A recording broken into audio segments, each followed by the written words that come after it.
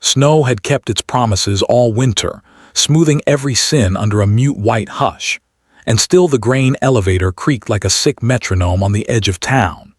Inside, darkness lay in drifts, soft, particulate, a sediment of years, while the wind fingered loose tin and sent a faint, metallic hymn down the empty chute.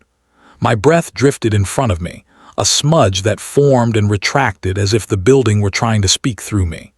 The floorboards remembered weight. They answered with small complaints. Far above, a broken pulley wheel glimmered like a blind eye. I told myself I was here for inventory, for angles and measurements, for what could be proven. But the quiet said otherwise. The quiet kept its own ledger. The elevator had been shuttered since '82, its smell of oat dust and old rope preserved under cold, a reliquary for what the town refused to grieve out loud. My flashlight brushed the walls and found a confetti of chaff glued by time, a mural of seasons ground down.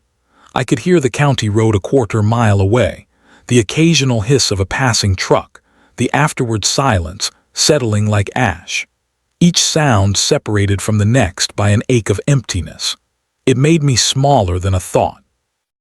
I waited for the old engine of memory to catch, the way it does when you say a name that once meant everything. There, a shape at the back of the mind, a throat clearing. Her name rose the way ice rises in spring, slow, splitting, tooth by tooth, the river opening its own scar. Maris Lark. 17 when she vanished in 1977, raven-haired in the photographs, collar of her denim jacket up against the wind. A girl who ran track and shelved books at the library, whose father drove the school bus and whose mother baked bread on Sundays. The town, with its Lutheran potlucks and oil-stained ball caps, had set it straight. Wrong place, wrong night, wrong kind of girl to be out when a storm was crossing the county line. They said that for a while, until they stopped saying anything at all. I'd been 9. I remembered the flyers at the post office, the Scotch tape gone yellow, the way my mother whispered "poor Lark girl" as if asking a favor of God. I remembered the prayer chain and the way it tightened around the women until their days were only casseroles and phone calls. Maybe that's why the building felt like a skull now, the beams above me like ribs. I was walking through something's memory of hunger. Soot-dark ladders rose into the throat of the place. Pigeons had tended their quiet kingdom. Feathers lay under the rafters like abandoned thoughts. When the wind shifted, the structure gave a long, aching moan, as if the elevator itself were stretching after a 30-year sleep and finding all its old injuries. I eased forward, boot by cautious boot, the beam of my light stroking the grain bins, the rusted grain doors, the chalked numbers counting down a harvest that never shipped.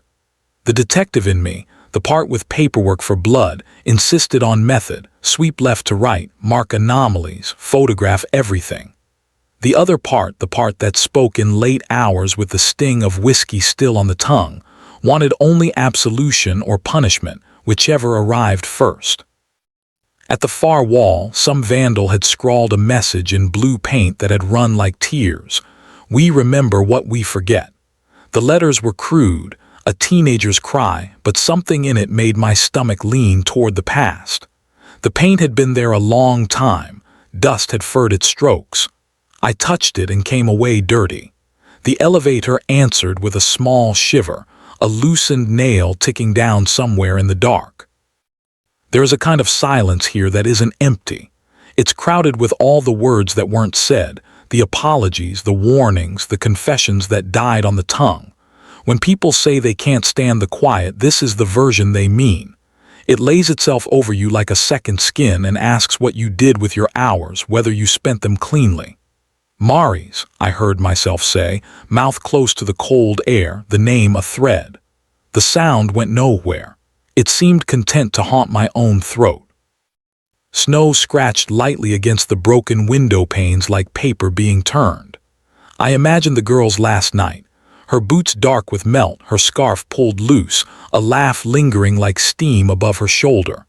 I imagined the road narrowing, the wind turning the prairie into a single white command: return. Some nights ask questions. Some nights demand answers at gunpoint. And some nights, like that one, swallow the question and the answer both. The beam of my flashlight trembled. I told myself it was the batteries. I have learned this. Investigation is an intimacy. You breathe with the town, stroke its fur the wrong direction until it snarls. You hear your own heart make strange promises. Out here, past the halo of the one streetlight that never dies, everyone keeps a private weather. Mine had been overcast since '77.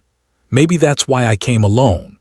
Maybe that's why, when the ladder groaned and the rafters shifted their weight and the elevator's mouth side opened somewhere above, I did not turn back. The dark had the manners of a church. It expected something from me. Old Disappearance resurfaces after discovery of symbolic object. They found it in spring, when the county thawed in jerks and stutters, when the roads unstitched themselves from the snowbank and coughed up the winter's secrets: beer cans, antlers, a rusted bicycle. The creek behind the Lark place, swollen and brown with melt, carried it down like a surrendered prayer. A red scarf, matted with silt, snagged on the black teeth of a culvert grate. Read the way a cardinal burns against a February sky. Read the way humiliation warms a face. Maris' mother had knitted it. The story went tight-stitched and practical, the way women in this town ward off weather and failure. The police bagged it. The town held its breath like a polite audience. And I, assigned because old cases are the ones you can't break twice, opened the plastic and the room tipped. The scarf didn't smell of Cold Creek water or mildew. It smelled like cedar and old wool and something faintly sweet, like the mouth of a cupboard where holidays sleep. The weave was familiar, a habit, a ritual, a clock of hands. The knot at one end had been retied with a new impatience. The loose end frayed like a sentence cut short. "Could be any scarf," the deputy said, voice a shade too loud as though testing the room for echoes. '70s were full of red scarves. I let silence turn its head toward him until he looked away. In the photographs from '77, Maris wore a red flash at her throat, the scarf like a target or a dare. In winter towns, color is a language. It says I'm here, I'm warm, I choose this place. It also says, remember me if I vanish. The scarf snapped the case back into the living. The river with its brown laugh had delivered a relic. The town tugged at the thread. I took the scarf to the elevator because I wanted the building to say something. I wanted the air to move differently around it, as if the place itself could testify. The grain elevator had been the last place anyone claimed to see her. Some boys drinking in a truck on the county road said they saw a girl run toward the shadow of it, red at her throat like a stoplight bleeding. They said many things. They carried those words into manhood and built lives around the holes their words made. The scarf, limp and stained, lay across my gloved palm as if sleeping. What is a symbol but a history that refuses to die? The scarf lived many lives at once: warmth, warning, vanity, refusal. I put it on the floorboards. Dust rose in a sigh. My flashlight's beam crawled over the wool, found the snag where a branch or a hand had gripped too hard. A moth quivered out of the rafters as if a small, brittle soul had been disturbed. Later in the evidence room, the scarf lay on white paper and looked like a wound waiting to be closed. I cataloged it, the ritual of permission to feel and not feel. Color, composition, damage, odor, provenance. Words that fence grief so it can be observed without being bitten. When I wrote knit by mother, my hand hesitated. It was an assumption, a tender one. But I wrote it anyway because tenderness is sometimes the truest note. Word traveled, as it does in towns where winter keeps people near their telephones. Someone said they saw Maris wear that scarf the week she vanished. Someone said they'd seen a similar one on a different girl, the kind who left for Fargo and came back with her hair cut and her eyes new hardened. Someone said the creek had been dredged back in '78, and the scarf wasn't there then, so how? Maybe it's nothing, the deputy tried again. Maybe it's a joke, kids. Kids, I said, as if the word were a coal to hold. Kids grow up. Outside the station, the sky had the hollow, rinsed look of late thaw. Puddles held the town in broken pieces. Church upside down, grain elevator thinner than itself, the diner's neon twitching weakly. The scarf made the air feel charged like before a storm. It gathered the ordinary motions of life. The clink of utensils in the diner, the scrape of snow off a roof's edge, the single laugh that broke a block away, and threaded them into one meaning I couldn't entirely read. Return, confess, beware. I slept poorly that night. The scarf's red ran behind my eyes like an afterimage. I dreamed of the culvert grate coughing up shapes, a mitten, a Polaroid, a ring with the stone pried out. Every object knows more than its owner. You ask, and it answers in the grammar of scratches and wear. You read it with your fingers. Maris had been a reader. Library aisles, paperbacks tucked in her bag, checkout cards with the neat rows of dates. 1977 repeated like a heartbeat until it stopped. Small towns worship certain girls, the quick, the bright, the ones who can run. The worship is tender until it turns. When it does, it's the same hands. I thought of the scarf as a flag the town had planted in her absence, an artifact to organize its guilt around. The next morning the sheriff asked if I intended to open it. He meant the case. The gravity of an old wound demands ceremony. If you pull on this, he said, we'll all have to say the years out loud. He looked tired in that specific way men look when their authority is an old coat they can't take off. We're already saying them, I said. He studied my face, catalogued what he found there perhaps the same way I'd catalogued the scarf. All right, he said, but careful, meaning with them, meaning with yourself. I carried the scarf with both hands as if it were a fragile instrument tuned to a vanished key. The catalog number felt like a lie. Names are truer. I said hers again when no one could hear me. Maris. The sound gathered the cold and held it to my lip. Objects are doors, and doors require willingness. I felt mine open like a bruise. Investigator shows personal involvement, mixing duty with obsession. I told the department what I always tell them, that I follow procedure like a creed, because procedure rescues us from the romance of our own theories. But the scarf had sidled past the velvet rope I keep in my chest. Something of mine had stepped across with it. My father used to drink with Maris' father at the VFW, the kind of drinking men call staying current. They'd come home with the same smell, diesel veined with rye, winter stitched with cheap soap. When Maris disappeared, the men went quiet in a way that meant they had found the edges of their competence and didn't like how the world continued anyway. After the flyers curled and the casseroles cooled, my father sat the way men sit when memory is a dog circling the bed, still, eyes lowered, a hand that expects a bite. He didn't say her name at dinner. He didn't say much of anything.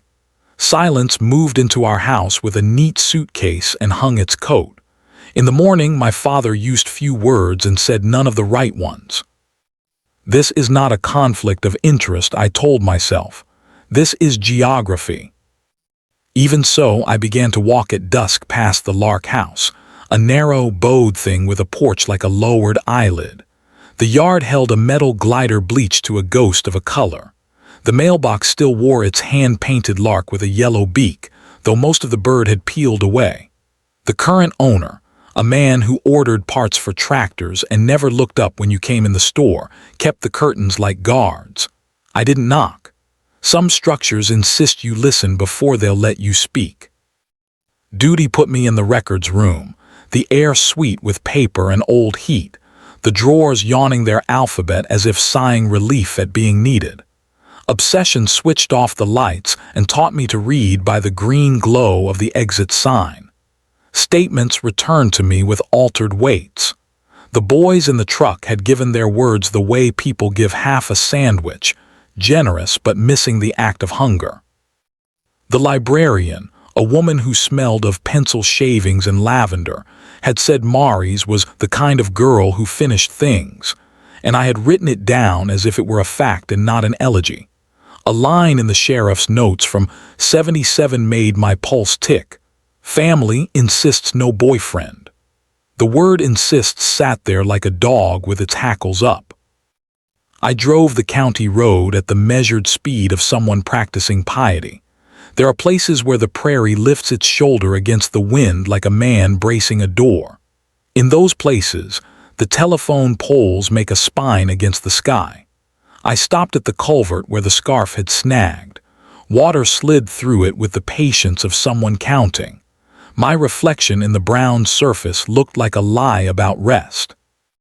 I wondered if Maris had paused here that night, if cold had climbed her throat and rearranged her thinking. A voice behind me, "You're back."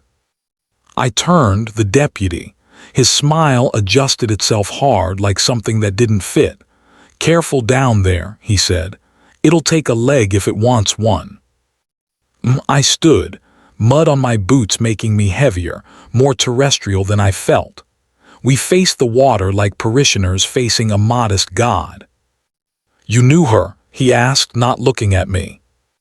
"Everyone knew her." "But you," he stopped, "you're thorough." "I'm old-fashioned," I said. He took a breath that sounded like he was trying to steal air without the creek noticing. "Just don't let it eat you," he said, and went back to his cruiser. The door shut with the civic sound of finality. Engines replace words in towns like ours. Obsession is a slow bleed disguised as a pretty scene. A desk with orderly stacks, a wall with pinned photographs, strings drawing neat geometries between unrelated things. I swore I would not become the sort of investigator who drew red thread across a sleeping room, but the mind does what it needs to make a corridor. Photos of Maris in the library, on the track, at the homecoming dance, each one a chapel lamp. In the last, her eyes were cast down like someone thinking of two places at once. At home, I took the drink I pretend not to need. The glass became a lens. Through it, the files pulsed and then receded, breathing like a person. My phone vibrated with a number I knew from the shape of it. My father's old drinking friend trying again to sell me a used pickup, or maybe trying not to say something. I let it go. The voicemail, when I played it later, was nothing but a long exhale and then faintly a woman saying, "It's time." Pocket noise, misdial, the boring kind of haunting. Still, I saved it. In the morning, I visited the library. Libraries always smell like a promise someone kept. The new librarian wore her hair in a pragmatic bun and made photocopies with the patience of a nurse. "Maris' card?" I asked. She paused long enough to measure trust, then nodded toward the back where old files slept. I held the card. Lark, Maris, the dates neat and martial, lined up like a squad. The last stamp, December 9, 1977. Book, a separate piece. My hand reacted the way it does when I touch something too hot. The recoil was internal only. Peace as an object you sign out and forget to return. "You're the detective," the librarian said, her voice a respectful murmur that still felt like a touch. "People have been talking. They always do." She used to sit over there. A small gesture toward the window. She watched the weather like it might say her name. After, at the diner, I took a booth facing the door, a habit that's less about safety than about shame. The waitress, who'd been a classmate of mine long ago, slid coffee my way and then stood as if waiting for a verdict. "I saw the scarf," she said, so quietly the steam almost took the words. "How?" "My nephew." A pause. "I dream about it sometimes, not the scarf, the grate, it has teeth." I nodded as if we were discussing potholes. In the next booth, two men arranged their voices around the absence at our table. the way one learns to drive around a sinkhole without the town ever putting up a sign. "Why you?" she asked at last. "Because I don't sleep," I said, and smiled so she'd think it was a joke. Her eyes held mine long enough to make the air precise. Back at the elevator, dusk took the world's edges and melted them slightly, as if the day were a film being rewound. I propped the door, made the silence practice saying my name, and sat on a grain bin with the scarf across my lap like an animal I didn't own. "Tell me," I said, to whom I wasn't sure. The building adjusted its memory. Far away, a coyote stitched a seam across the prairie with its voice. And then, only then, I let the separate truth step forward, the one I kept leashed, that my mother in 1977 had returned from a church meeting with red wool on her coat, a burr of color she tried to brush away at the sink. That she had said, "Poor Lark girl," in a tone that sounded like a pen breaking. That she had thrown her knitting into a bag with a fury I'd never seen again, and that later, when I woke in the dark to drink water, I heard her whisper, not prayer, not hope, but a bargaining so specific I knew she'd brought the world to a table and offered it anything. Duty told me these were not facts. Obsession said they were the only ones that mattered. I let the two argue in the old, cold air, the scarf bright in the dying light like a sentence I would spend the rest of my life finishing. The circle around the case had shrunk over the years, like frost receding from the edges of a dying pond. Those who still spoke of Maris Lark did so the way one speaks of an old injury, carefully, tenderly, as though words might reopen the skin. They lived small lives now, the survivors of an event that no longer had witnesses. First was Maris Lark, Maris' mother, who lingered in the nursing home by the river, where walls smelled faintly of bleach and lilac talc. Her hands trembled as though something inside her was perpetually trying to escape. When I entered her room, she looked up with the mild suspicion of someone who knows ghosts can wear uniforms. "Detective," she said, though I hadn't given my name. Her voice was soft, but it carried the grain of the past. "You found her, didn't you?" "Not yet," I said. "You will. The snow always gives back what it takes, but it never gives it back clean." Her eyes followed the light moving across the linoleum. In their gray reflection, I saw my own weariness looking back, shared, mirrored, inherited. I left her with the red scarf folded on her lap, a symbol of both proof and apology. When I looked back from the doorway, she was stroking the wool as though soothing a living thing. Then there was Dale Merritt, one of the boys from that long-ago truck. He ran a garage now, the kind where engines line up like sleeping dogs. His hands, cracked with grease, shook a little when I mentioned her name. "I don't remember much," he muttered, tightening a bolt that didn't need tightening. "We were kids. We thought we saw a girl run by the elevator, but hell, there was snow, wind, a blur, could have been anything." "Could have been," I said. He wiped his hands on a rag already black with history.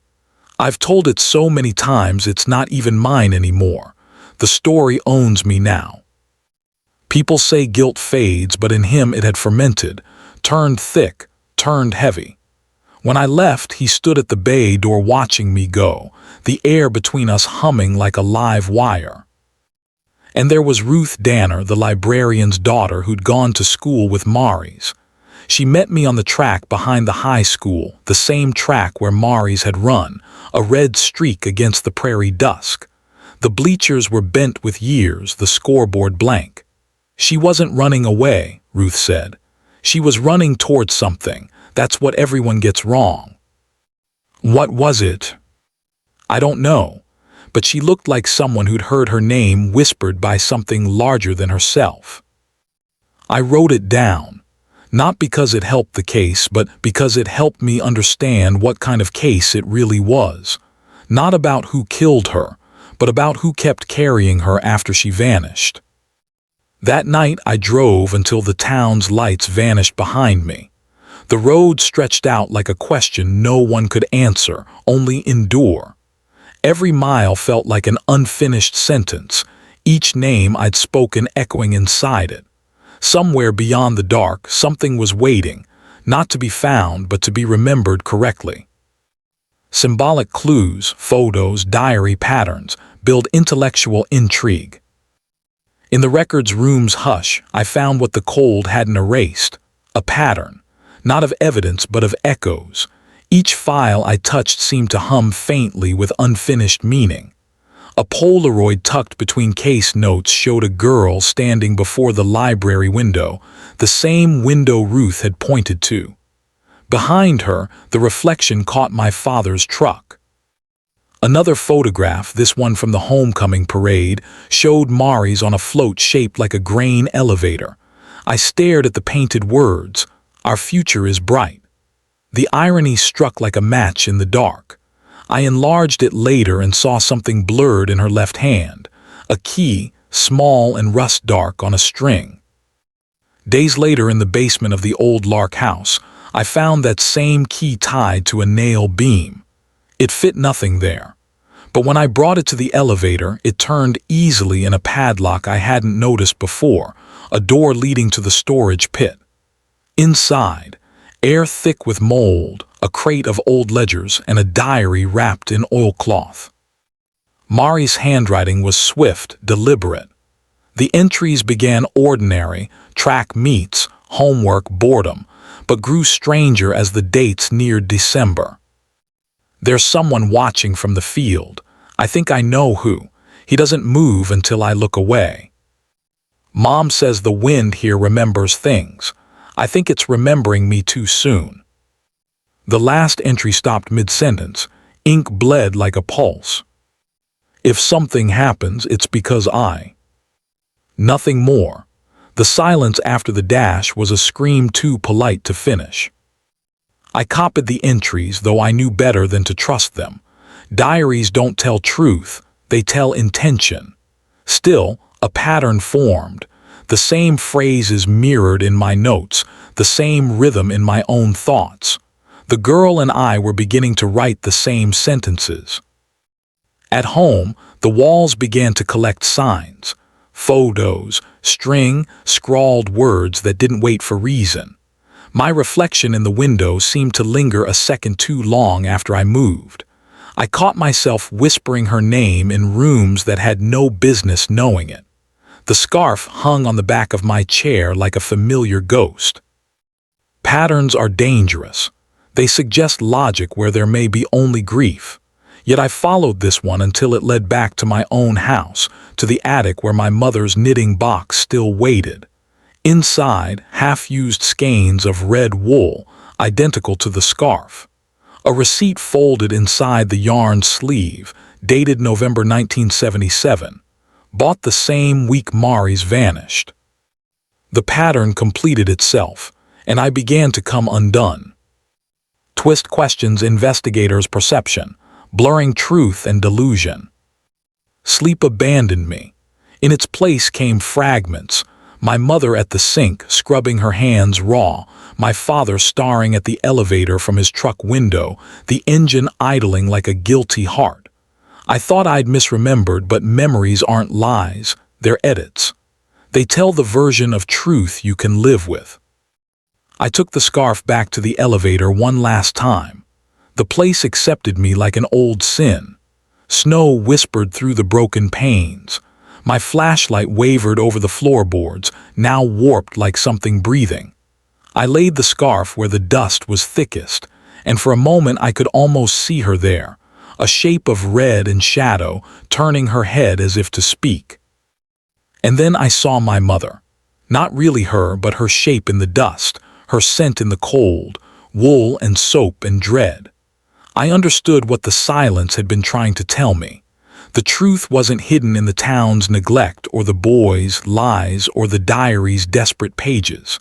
It was in the way my mother had said, "Poor Lark girl," and the way my father had stopped touching her hand after that winter.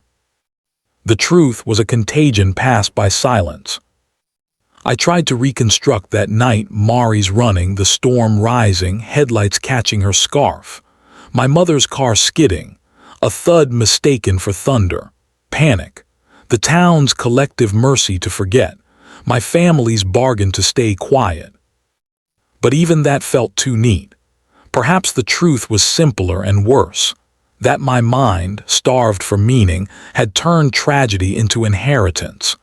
Maybe there was no key, no secret, no crime except the one I invented to punish myself for not being able to let her rest.